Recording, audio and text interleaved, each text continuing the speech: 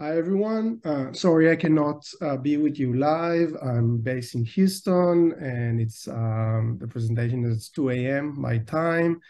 And having a baby here, it's pretty tough to try to join at that time. So I'm making a quick video to cover the Lego assignment. So my name is Amir, and along with Betty, we created this UDL course. And one of the highlights of our course was an activity that was designed to bring teachers that were not familiar with UDL to quickly experience it in a way that will transform them a little bit.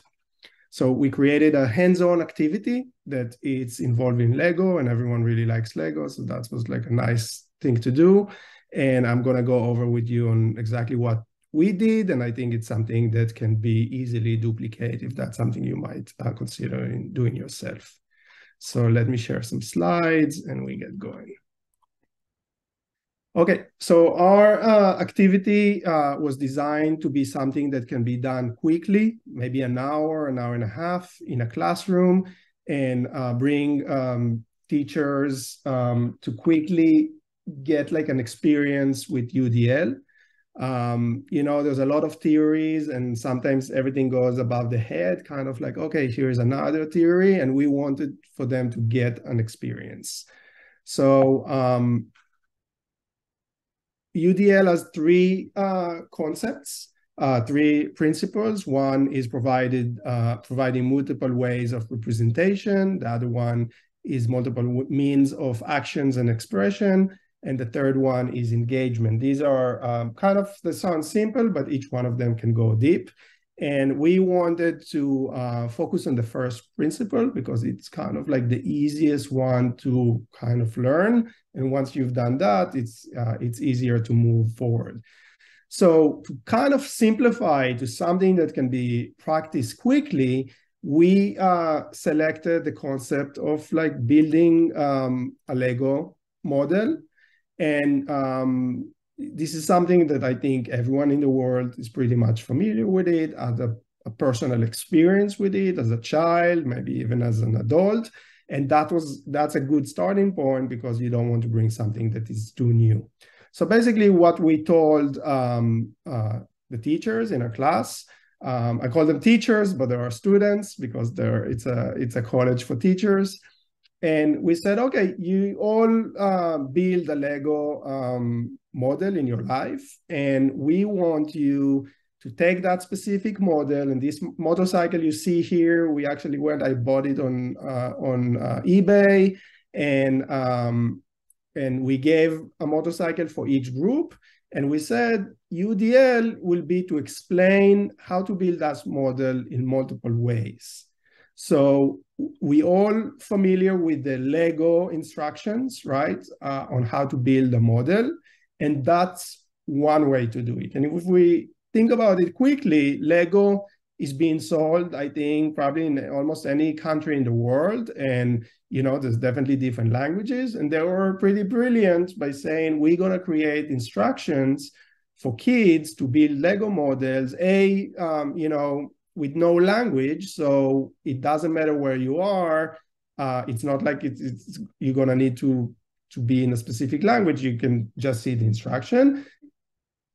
And we told our students to basically add to the image, create text, audio, and video.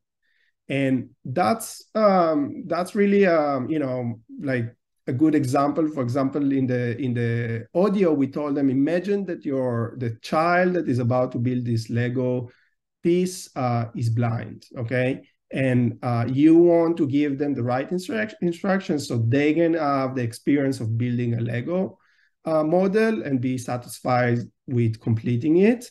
And I think in one of our cases, along the few years we were teaching it, someone brought up as an example of a real life thing that they were trying to help a blind students to build with Lego. So this is actually real. It's not just something that is for exercise, but for most people, that really pushed them to the edge, saying, how can I communicate something that is so visual into language. That's like very challenging. So we basically divided the class to groups. We just, for the sake of time, we told them to focus on 2 stages out of the 10, right? Because we didn't have many hours.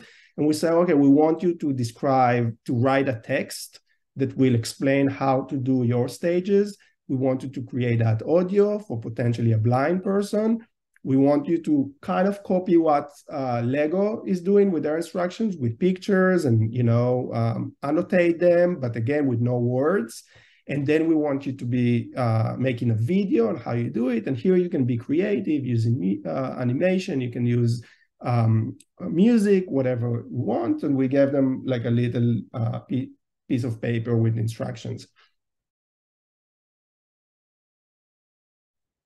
And it was always like exciting to see how students get creative with the videos, how they struggle with, the audio, with the text and with the image, and they needed to use some kind of tools throughout the class, like digital tools. So there was another byproduct of this activity is that students were practicing some of the tools that are available for them. For example, editing images or using PowerPoints to do stuff, which again, it's a skill that is very useful.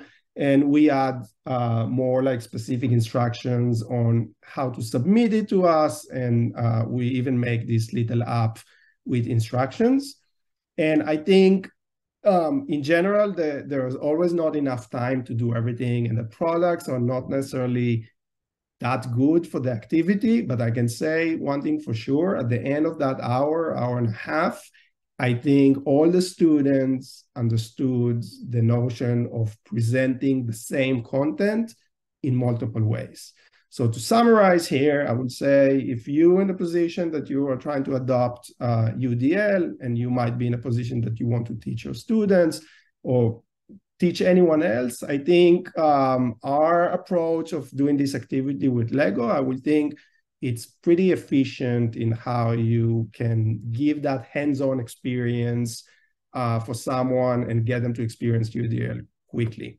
So Betty can answer probably more questions that you might have about it, but I think overall, we had a very good experience with this approach.